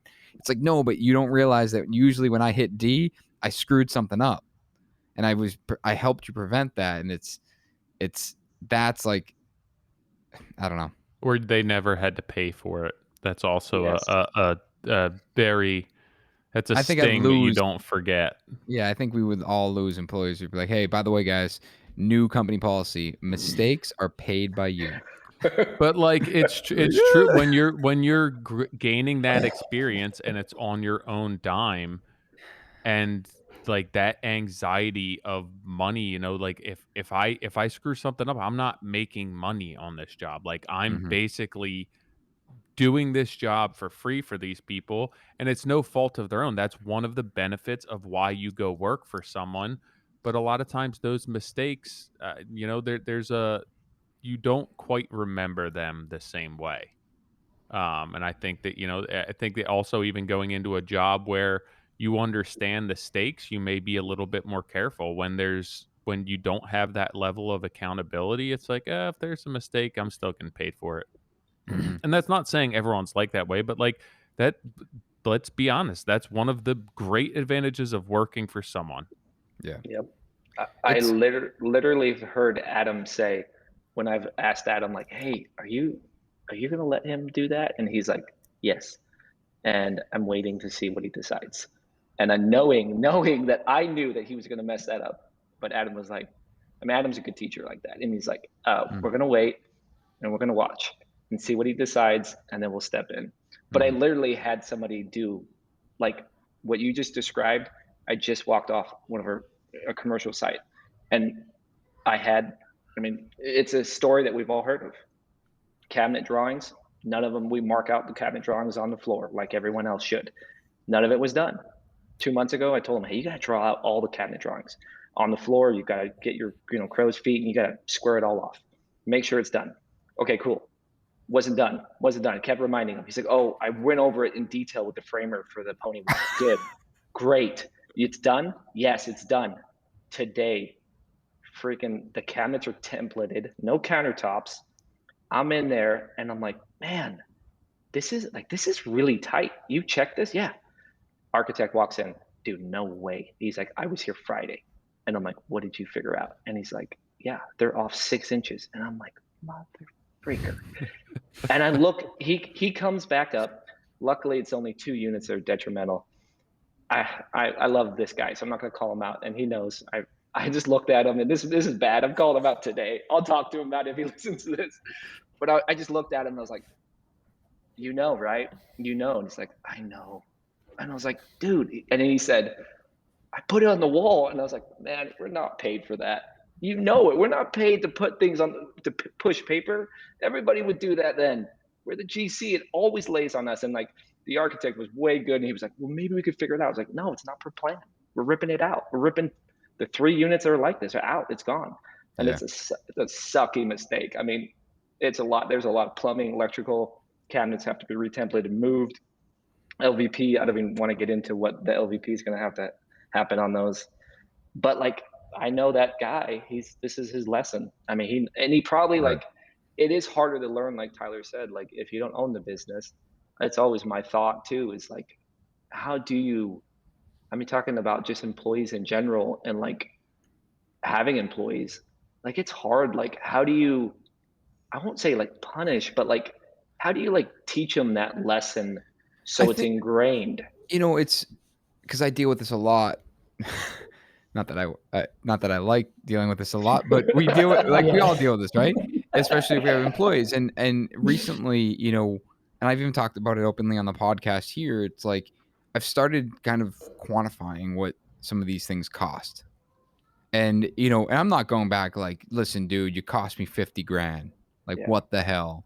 It's more just like, hey, listen, we ended up doing X amount of rework, or like Colby, Trowel Inc., he was on the podcast a few weeks ago. He did a job for us, and we didn't do a great job with framing. And, the carpenters that we had at the time, they weren't paying attention to the details. And I ended up paying Colby $12,000 more to flatten a wall, like flatten the whole space, because I that's what I wanted out of my own pocket. And we talked about that.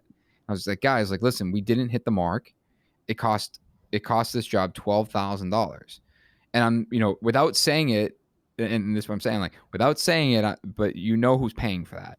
Everyone's like, yep, okay. I'm like, all right, like, and go no further than that. But then we sit down and we'll talk as a company. It's like, listen, like, hey, that job didn't do well. Like, we lost out on $100 grand, whatever it might be. And it's, quantifying it and talking about it as a group. And I find that, especially as a group, does a lot more benefit than when it's just one-on-one. Yeah. Where it's like, this isn't about calling this guy out that didn't lay the stuff out on the floor. This is about, hey, what can Cardinal Crest learn from this mistake? Yeah, because then everyone has a takeaway there too. Right. And you're not singling out somebody. Yeah, and everyone, it's not, and you're not framing it as, hey, whatever his name is, John or whatever, like, John, like, this is, this is what you ended up doing and this is what it cost. And then it's like, then Mark comes in and does another job. He never got to learn from that mistake. Yep. And it's like a weird thing, like navigating this conversation of these mistakes. Like our industry, we are so full of like, I made a mistake, and there's this immense amount of shame, when we make this mistake, and it's very easy, like for us right now in this sort of environment, to share those mistakes. What I would love, like Nick at the Builder Show, man, you and your buddy from Craddock Yeah. Builders, like you guys were out to dinner. You guys are direct Constantly. competitors. Like that's amazing. I want that so badly in my own market. I want to sit down with a group of builders in Kansas City and I want us to talk about our mistakes and be okay with that and navigate that sort of shame that we all feel. We're all the same. This freaking industry, it's hard. It is tough. And that's the missing link, where if we could take that sort of environment and just apply it to everyone's local market, let's just like have a safe zone where we can all trust each other and we can just talk about our issues, and then all of us are going to start improving. So those that don't know, we're in the same Builder 20 group, which is kind of what we're talking about here, having a group that is like, I want to go back to something in a minute, but like having a group that's like super, involved in everything that's going on. Like we just filled out financials. We're sharing all this information. Like Joe and I are texting back and forth. Be like, hey, did you submit yours? And I'm, and that, speaking Getting of that, naked. yeah, basically. And it's like going back to the comment I made a few minutes ago about losing $100,000 on a job. One of those projects is on there. And it was funny when I filled it out, I was like, oh, we weren't in the negative percentage. And that was a positive to me. When the reality is like, no, wait a second, that's gross percentage. Like if I look at net percentage, that thing's way in the negative, but it like made me look at the project in a different light. Either way, the point of those Builder 20 groups is to do that, to be sitting at a table and being able to talk about issues and comb through and help each other. But it's like, but they have to be in different markets, so they're not competitive. And that's what I love about Kevin. And thankfully, I feel like I've made friends with a handful of guys in direct competition with me, and I've been at events and we've sat there and talked openly, and I typically push that barrier where it's I push to see like how much I can get out of them. I'd be like, hey, I'll just tell you straight up, like, this is what I do, or like here's what my fee is, or here's what I pay myself a year. It's like just to get like the reciprocation from it, because I want to like figure out, like, let's break the barrier. I'll be open, you be open. But my point in talking about this and what I love about it is that not only is it good for someone like Kevin and myself, but it's also good for the client. It's good for the entire team, where it's, if Kevin and I are looking at a job, we constantly will text you. We were at the Builder show and we both got an email same exact time. He's like, did you just get that? I'm like, yeah, I got that. And he's like, he's like, what are you going to do? I'm like, I think I'm going to back out. He goes, I'm backing out. And I'm like, but it's to be able to do that, or like, say we both look at the job. It's like, are you going to price it? I'm like, you know what? I might price it. He goes, I might price it too. I'm like, cool. Let's touch base after we do our own homework. And it's, it's like, hey, I'm at $1 million. I'm at $1 million too. Great. May the best man win. And that way it's like, oh, I'm at 600. It's like, whoa, wait a second. I'm at $1 million. Why are you at 600? It's like, well, blah, blah, blah. He's like, dude, I didn't even see the pool in the backyard. And it's like, now it's, you're coming to the table with the client, apples to apples. Yep. And it doesn't become this price shopping game. It could still be based on price, but oftentimes now you're bringing value in an equal part from both sides. And now it's just a matter of who do they want to work with, and what the reason is beyond just who captured the scope within their pricing or not. I mean, without that, it's what we have today. It's the race to the bottom. It's supplementing materials. Right. It's hiding behind the catch-22s of here's your base price, and it includes almost everything. Don't worry, you don't only go over this much more, plus or minus. And it's like the cloak and dagger sales approach. And like, I mean, that's incredible. That's the problem. And I wouldn't say it's normal. Like Kevin and I feel like him and I have broken that barrier. And it's, we were out to, at an event with someone else local to us, and we started to break that barrier down. And then like you saw the guard go back up, and I'm like, all right, like, you can't be in our club, dude. It's a weird thing, because Joe and I, like, that's kind of our conversations right now, is like, okay, phase 2 of Cardinal Crest, let's start breaking barriers of Kansas City builders. We're kind of at that point where we're like, okay, if we want to increase our margins, everyone else we need Yeah. him to come with us, Right. kind of thing, and that's kind of like, we're trying to just bounce ideas. How can we do this? Nick, you've got that builder coalition coming up, kind of thing that's happening in That Nashville, Tennessee, yeah. right? Yep. And we're just like, dude, we just want to do something like that in Kansas City for our local Right. guys. Let's send out an invite. Let's see Right. who comes. We'll have an agenda. We'll talk about things. Hopefully, let's see. We'll send it out to 25 people first. I was gonna Hopefully, say 5 5 come, come, it's and we'll worth have it. a good conversation.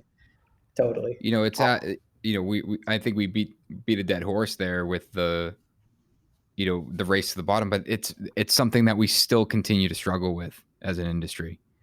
Everyone is fighting over, I wouldn't say fighting over work, but fighting over who can do it faster and cheaper. And it's like, and clients push it as well. It's like faster and cheaper, faster and cheaper, faster and cheaper. And, we've talked about it before where it's next thing you know, all your trades have been beaten up. These 1-man, 2-man shows have been beaten up. They're doing it as fast as they can for as cheap as they can. They have no nest egg. They're working job to job. They're chasing you down for a check the moment they finish, and they're not putting their best work in because they can't. And not only is that bad for them financially, but it's also bad for them for their mental health, because they didn't get in the industry to do tile work for as cheap as possible. They got into tile work because they love doing tile, and they love the creativity. And it's like, and when you rip that creativity away from them because it becomes faster and cheaper, it's like, all right, like that doesn't work for him. And I want to add to that, because I think about commercial, where commercial is very much about getting it in place as quick as possible. And that's not doesn't necessarily have to be a bad thing. And I think this is where innovation comes into play, where it's like the robots and and automation and prefabrication, like this is where you can really utilize innovation. And hey, someone finds a way to install tile in a faster way by using robotics or automatic, like water jet cutout, and the stuff ships out and drops down into a click, like whatever the case is. This is where there's a great place for it, where commercial is designed to be, let's get it up as quick as possible. And you still want a good product, but it's not a quote unquote custom product. It's a pre-specified product that needs to be delivered as efficiently as Yeah, and possible. there's And that different tolerances there. exactly. And but you wouldn't hire a 1-2-man tile man show that is all about creativity to go bang out 35 units in a commercial project. Yeah, and it's the same thing. You wouldn't hire a big commercial company to be doing like high-end residential. Right. Can you get a robotic guy to put tile down in my 5-by-8 bathroom? It's like, yeah, no problem. 75,000 for the robot setup. And it's like, it's and I think that, there's so many generalizations, in everything we do, not just this industry and not just as like people, but it's like builders. Oh, I'm a builder. What's okay, what kind of builder? Like I'm an auto manufacturer. It's like, all right, what kind of auto manufacturer? Like the guy that builds like, 4 Conus eggs a year or 400,000 pickups a year. It's like you're classifying, like those aren't the same thing. No. And they're also taking very different approaches to how they do things. It's like, yes, you're ending up with a house or a home at the end, but what kind? And the steps that you took there, were they more methodical, thoughtful and intentional, or were they, no, you need to get the basics. Make sure the windows go down. I don't care if it's motorized or not. It needs a steering wheel, needs an engine, needs, the wheels need to be able to be mechanically like there's certain things it's got to hit, but then that's it. There's no bells and whistles beyond that. I just had a visualization of, like, you guys remember Johnny Five? Remember that old 80s? Him just like laying tile with his like little tank tracks. Short circuit. Yeah. But you know what? Like, I think what you're saying too is, so we do custom homes, and then we started this like commercial division that does like kind of, we're trying to do more higher end commercial projects, but some of them are multifamily. And so with multifamily, budget and schedule is ultimately a concern, because you're trying to deliver a different type of product, and they're totally different trades and subsets. And what's interesting too is that like the craft of a builder who's a commercial builder or even a subcontractor, like their craft is like the guys who work on our commercial side are extremely detailed and methodical in reading plan sets. The PMs are insane with their talk about Excel geniuses. Some of the guys on here, I've done stuff with Excel that I didn't even know was possible. And the supers are just different. They're different drivers. They drive schedule. They know how to layer people. They know how to negotiate and navigate multiple trades on top of each other and still get a product.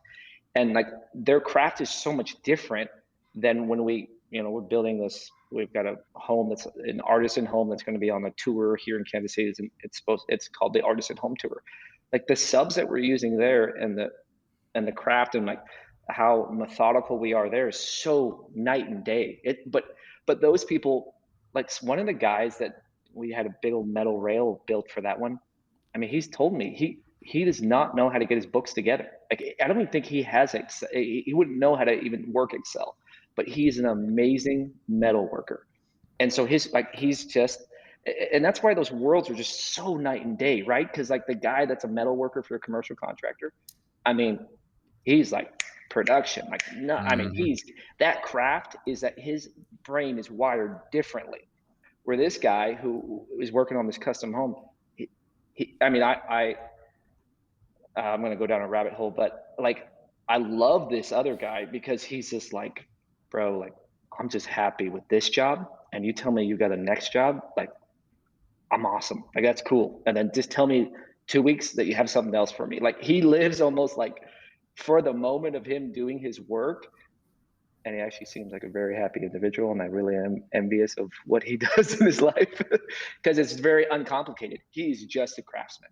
And he's an artist. I mean, that's exactly what it comes into it, where like these guys and girls get into the industry because like it's their art. That's what they want. And I think, a lot of people who get into the commercial or join a union, it's because it's a lot of times a better paying job. There's a potential for retirement, and it's not like, like a union carpenter isn't going and joining the union because he wants to be like layering ornate crown moldings and cornice buildups and stuff. Like a lot of times it's like, no, I'm decent with my hands and I know that this is a good paycheck. There's insurance, there's different reasons for people getting into this stuff. And I think, a lot of times on the residential side, that's what you're hiring for. That's what you're getting paid for. And on the commercial side, it's obviously about the execution, but there's more important things there. What you're actually getting hired for at that point. So true. And that even comes back to you saying, that you're giving when your company, is kind of delivering two different products under one business because there's two different people handling them. It's the same type of thing where you have two different customers, two different customer bases. And that kind of even touches on what Nick's saying, where he's getting together with this competition. And I think that's a good thing because I think that every builder has a different customer that fits them the right way. And I think that, the house that you build, Nick, is going to be different than the house that Kevin builds. And I think when these jobs come across the table, if everyone's secure enough in their identity and their business, it's like, hey, you know what? This is a great project, but I'm going to refer you to Kevin because this is up his alley more so than mine. And then Kevin does the same thing to you. And now the customers are happier. You guys are getting to do the jobs that you want and you're not fighting over those jobs. And I think a lot of this comes down to what you're looking to deliver, what that product is, and who that customer is. It takes so much, balls in the end to like stand by your pricing. Yeah. I mean, that's the thing. Like, I think we've now done it, and I think we're there, and plus the market is better. But like, that's the other thing. The what is it? What am I trying to say? The coin flip, or what am I trying to say? The other side of the coin. Got it. Other side of the coin. Is that? I don't think that's it. I don't know if that's it either. I think it's the flip of the coin flip. Yeah, it's the flip of the coin flip. We now have our sound bite. Thank you. I mean, the problem is when the market dips and people get scared or your sales are low, like it takes an incredible amount of determination and just like standing by who you are. And that just takes experience to say, no, like I know I need to make this, and I don't care if I'm going to lose the next three sales. I'm not building it that way because we Mhm. could all say that now because times are good and people are backlogged. Right. But like, when the she hits the fan, we all get a little squirmy, and we're all business owners. We have families to feed of multiple some, and that's the time it takes real conviction. I mean, that's the time it's like, and the big problem is most of the industry, and I don't know, I don't mean to like rat out people because I know it's hard because I've been there, and sometimes it can happen overnight. But I feel like what happens is once the bottom falls out, everyone's like, okay, drop the price, get out of here, cut. Let's do it out of this. We'll get this cheap material. We'll hire the worst guy that we know. He's like $5 a square foot on framing, and we'll just get it done because that's how we have to put food on the table. And it's like sucks. Like But what other industry does that? like, don't you think that's because most of these companies are building their company based on a market rather than just Yeah, like letting like having a yeah, goal for your company, and then we're going to find the market to sustain that rather than like, hey, this is what the market looks like, so now that's what our company's going to look like. And I think that that's totally. typically what happens. Like there's these ebbs and flows, and everyone's just like, we'll be this company when it changes this way, and then we'll be that company. And where it's like, well, why don't you figure out where you want your company to be, where you're the most efficient, and then find a market that sustains that. Yep, But I think I I agree think a with lot that. of that is people get greedier. They don't want customers going somewhere else, or they can't say no. And there's a hot market, and it's just like people want them, so they hire, they hire, they hire, and then when things slow down, it's like, well, what are we going to do now?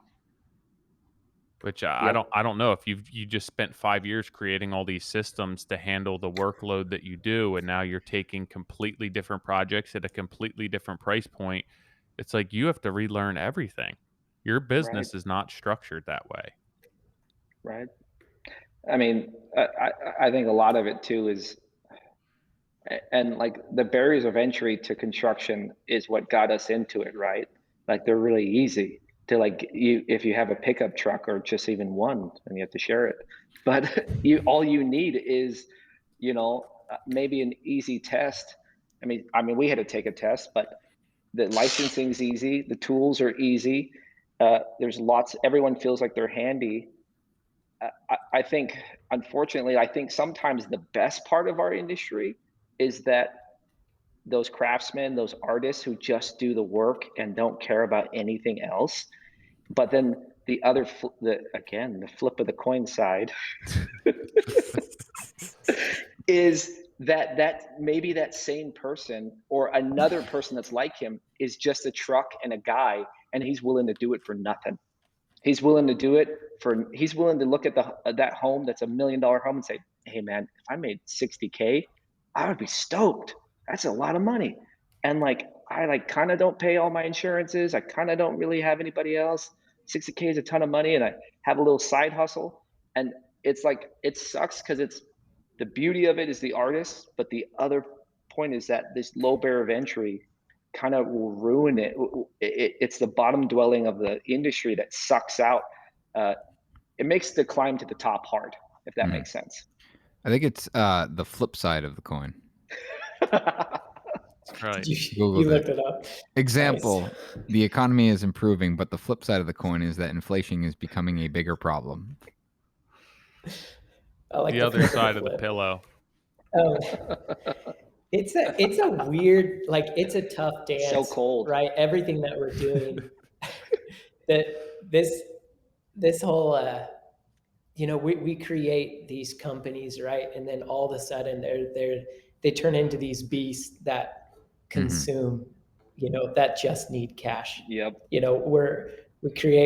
build employees, we start hiring people. It's the most gratifying feeling in the world to hire someone, and to provide a means for this individual and their family. It's one of the it's incredible. But then on that flip side, it requires Horsepower, yeah. the client. Hmm. it requires horsepower. And so then like Joe and I, we start dabbling, I guess, in other things in when and if the flip side starts going downhill, I guess. Right. So like we've started dabbling, and I mean dabble, but like the commercial realm, right? We've started going that commercial realm. We started going a development side, and all of that. The big, the big reason why we're doing all of that is to help protect everyone that we've Right. hired, um, in case. It kind of sucks though that you kind of And have to that's do that. Like I feel pigeon sometimes that yeah, like I'm glad, and like it's all again the commercial side and development side's like 3 years in the making, and so like we've arrived where we've arrived. But there's a part of me that wonders like, man, like it sucks that I felt like we had to bolster another company to always stay true to being like we're just custom homes on Cardinal Crest Homes, and we're not going to do that type of product. So to make sure we're always safe, we're going to kind of start this other company and then own some development and like I mean I'm just complaining, but like it you have to hedge your. I feel like we're hedging our bets to stay true to ourselves in Yeah. different areas, if that makes sense. It does, yeah. But No, I at can the same time, what's the alternative there where it's like just let people go, you know? I know it sucks. Like I hate the fact that I that hate I know that. you could do it, and I've been told that many times. Like, I mean, worst case scenario, you fire everybody. I'm like, but that's like treating people like a commodity. Like it's like mm, I grow and love these people. Like that I know their families. I'm like so like we're really intertwined. I feel like with our employees, and they are so dedicated. Like especially when you get people who've been with you for 9 years right. and they're like making like nothing is more satisfying, I feel like, besides building some crazy cool stuff. But the fact that like you get employees who own your business almost just as much as you do, like in what they produce, like I it sounds like really like cheesy, but like it's just like a I've got kids, and like when you see like your kid do something that's like so proud of, or like an employee who's like who who takes it to that level that you never thought was really possible, that you never really dreamed about, that's where I feel like I owe them so much, because I'm like, man, you even created something better than I thought is possible, and now I feel like now I owe them. You know, they are part of Cardinal Crest, even though their name is not on the bottom line, or they're not getting uh, I don't know, whatever. But you just owe a lot to them, I feel like. But I mean, that's why you put the pieces in place to be able to sustain those relationships and those Yeah, employees when things turn. And maybe that's a temporary shift of attention or focus or job duties until you can sort out how to make that happen. I mean, we're always going to have to adapt, and it's never going to be like our business isn't going to be linear, black and white. There's right. always going to be things that we have to change and kind of be fluid with our businesses. But I think the main goal would be to, if there were an economic downturn, to have a business that's structured enough to be able to maintain the volume of work, whether it's commercial work or residential work, that you don't have to tell people, hey, go on unemployment. Right. And like you have everyone's best interest in mind, regardless of that's exactly what they want to be doing at that. Like you're not going to be like, hey, there's no residential right now. You're going to commercial, and you're never going back to residential. But it's like, hey, we're all in this together. We're all going to be shifting focus, and when things start turning back around, we'll get back to what we were doing before. But I mean, that's smart. That's business. That's kind of building a business that's able to be sustainable for a long time rather than just one simple market where like any sort of fluctuation is going to either make you have a great business or a really shitty business. Do you think we all have like PTSD from like '06, and like will the market like I feel like I'm always watching my back, but See, the I was in market. school. Well, I was too, but like everybody I knew was like I mean I knew families that just were gutted, people that were gutted. I mean, story after story. I told her I had no exposure, but because of it, I always feel like the next shoe is going to drop, and I've felt that way the last 10 years. Every little bubble, I'm like, oh gosh, here it is. This is what we've been waiting for. Like And there's a part of me that thinks because so much labor has left the market that will and it's so lean right now, and we can't even build inventory and whatnot. Well, that day, like, sure, it'll fluctuate and there'll be downturns. I mean, we had COVID and there was a recession, but will construction ever hit uh, that moment again from the mass exodus of labor? I mean, it might not, just because of the shortage of labor there. You know, there may always be more of a demand than we can support based on just heads. Yeah. You know, it's a pretty good point. Unsure to say. I think that it's better to be safe than sorry. Oh, totally. Um, and like right now, you know, the problem that we have, it's a good problem to have, but I think that being aware, it's just like making a mistake or learning a lesson in life where, you know, you always have to have that little residual pain or anxiety to kind of keep you on your toes. And as soon as that goes away, that's when the market does dump and you're like, ah, just when I had like finally given up on this is going to happen. So I think it's always smart to kind of keep that in the back of your mind because you don't know what's going to change. Maybe it's not the economic downturn that we kind of expected, but maybe something does happen, and you know, maybe it's the whole material shortage where we just can't get stuff to be able to build. And it's like, yeah, we have the people on our team, but we don't have any of the product to be able to be building. So I don't know how that would look. It might not ever look like it was back then, but I think it's good to kind of have a plan B in place. Yeah. For sure. And then, just like good on Nick and Tyler, for doing the Modern Craftsman, help inspire that next generation. That's that's like the real need that we need, is the real need that That's we great. need. I like it. I We like the way need that you talked to Joe. I like he's the way you flip talked to coins Joe and when earlier he's better. um, that's really what we need, right? We need to inspire that next generation, and it's things that what you guys are doing with this podcast that really help inspire everyone in our industry, and hopefully new people to join our Just industry. Johnny Fives, just a bunch of That's Johnny Fives out Yeah, there. exactly. for sure. Well, we started talking about it in the very beginning of the podcast, and I want to kind of end with the discussion of where you're at now in this beautiful old building. So what, going from, supermarket booth, to garage, from basements to a WeWork. Now you're in your own building that you own, that you bought, beautifully renovated. Like, why? Why? Like, if the clients loved you guys showing up at their house, why have this building? Well, we were pissing off neighbors when we were officing out of the model homes. Yeah. We moved one model home and one neighbor said, "You guys suck as neighbors. Like, this is really hard to have 12 trucks in front of this." So, I mean, that's a short answer. Okay. The long answer is build wealth, own something. It's actually, after we bought an office, it's incredibly easy to own an office.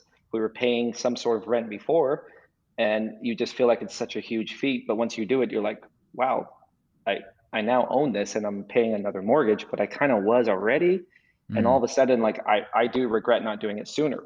I think as you grow as a company, you're trying to recruit a certain type of people, and as you grow and learn how to hire and vet people, you want to attract a certain person, somebody who is taking their job very seriously, who is and I think there's a level, just like in homes, like if you want to build a really nice custom home, you better have built, or at least can showcase a really nice custom home that to somebody, or you have to build it for free like we did.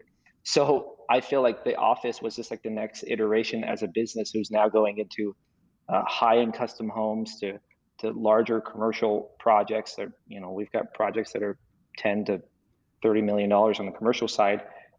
There's a certain presence that just needs. And then again, employee wise, like we have 12 employees on the home side, having their own space to work, having their own sense of pride of their own office.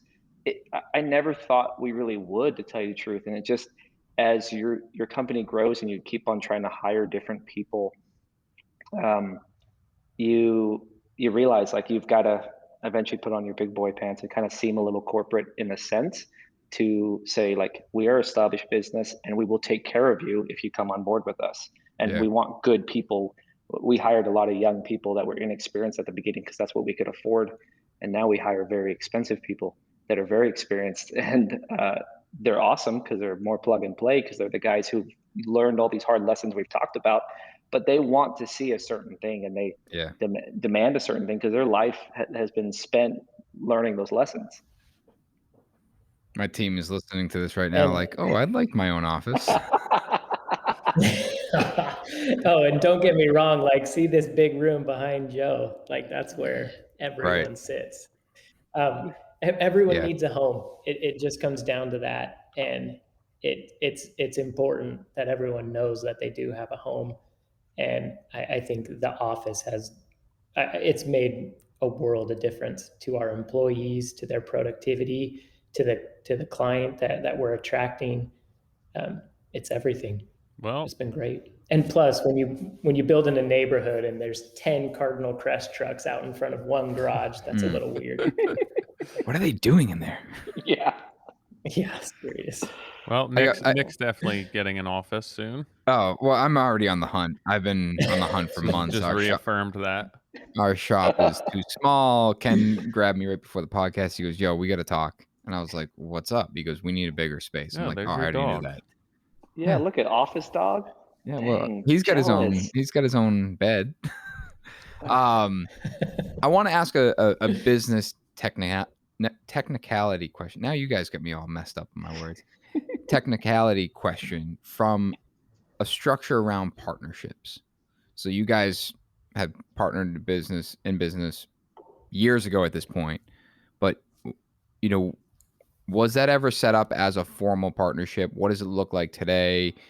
Just like one little piece of nugget advice, when there's two people, it's oftentimes hard, to understand, like, is there a majority owner? Obviously there's a bunch of legal jargon that kind of falls behind, but what worked for you guys, and kind of what was important in setting up a successful partnership? Because outside looking in, you guys are really well rounded and balance each other really well, and I've been in your presence a handful of times now where it's like you guys clearly know what your roles are, and you guys are building this together, and I think that's really important to know. I'll say something quick and let Adam speak. I think a lot of people in our world of capitalism look at partnerships on how they can leverage and get more over their partner. I think that's, Adam and I are 50-50. We've been like that from the beginning. I think at the beginning, we had different skill sets. And I think that probably could be argued one way or the other to try to get one of us to have more than the other. And I think a lot of people in business would say, oh, you've got to keep 59, you'd have to keep 51% for yourself, and you've got to be able to do this. And that's like, so you can have total control. And I think, I could see how that could work if you're always planning a hostile takeover.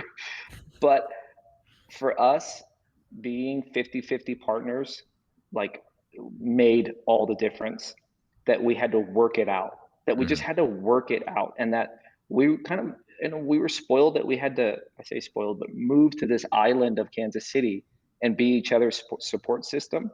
And that, we were friends in college, but not like the friends we are now. And Adam and I, we probably, to our own detriment, hang out way too much. We're playing pickleball tonight in the tournament that we play on Tuesdays. I don't get the pickleball, except you gotta do it. It's like everyone's obsessed with it. It's fun. And I was talking to someone at the Builder Show, and I was like, isn't it just like mini tennis? And one of his friends heard me say that from afar and thought it was the funniest thing, because it was like insulting to him. I was like, I'm not trying to insult. I just feel like don't you play pickleball sideways on a tennis court? Because it's like with the smaller, I don't know. Hey, let's get back on track here.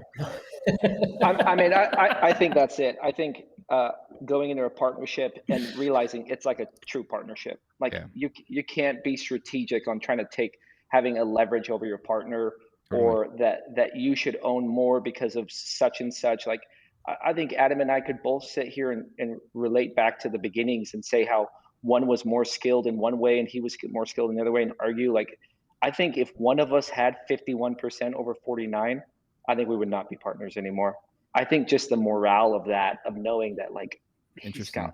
like I don't think it would have worked for us. And I'm not saying that's for everybody. Like obviously, like I know you have partnerships, and like when you're more established business and you're like being that kind of like not venture capitalist, but being like the guy who's like putting in all the money, that's a whole different scenario. We were from the ground up. Yeah, zero to 100 together. Yeah, Right. we knew. I mean, Adam and I, one of us would have left because we said, "Screw this, dude! I'm on food stamps, and I don't. Right. This just sucks." And so, like, I think that was huge for us. That's awesome. It's always been 50-50, and we have hundreds of legal documents signed where Joe can sign my name on anything and I can sign his name on anything.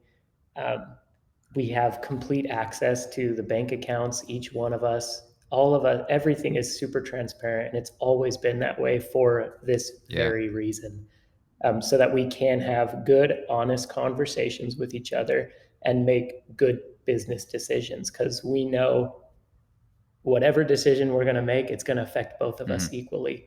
If this ship does crash and burn, we're both going down with it, kind of thing, which I think that's just like the greatest incentive for each one of us to just like keep going, because as it grows, as it builds, we're both growing with it.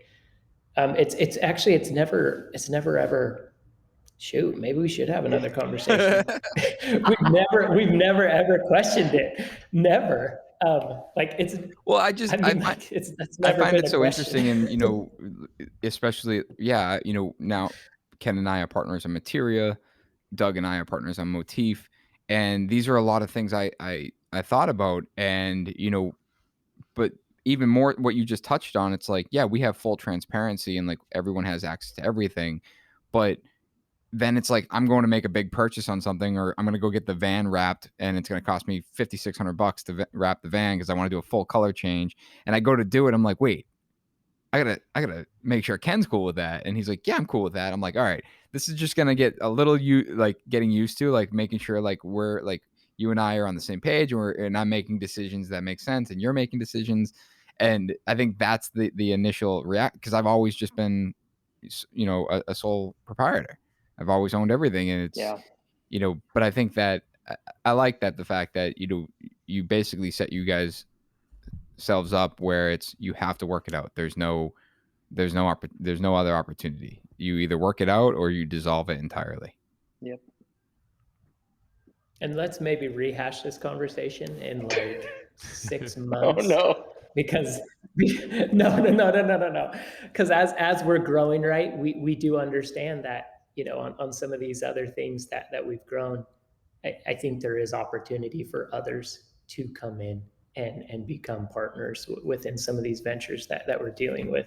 And so that's going to be something new that Joe and I are going to navigate. And so it'd be good to talk about that again. Awesome. Appreciate you guys being on. Yeah, thank you. Geez, you guys just like go start.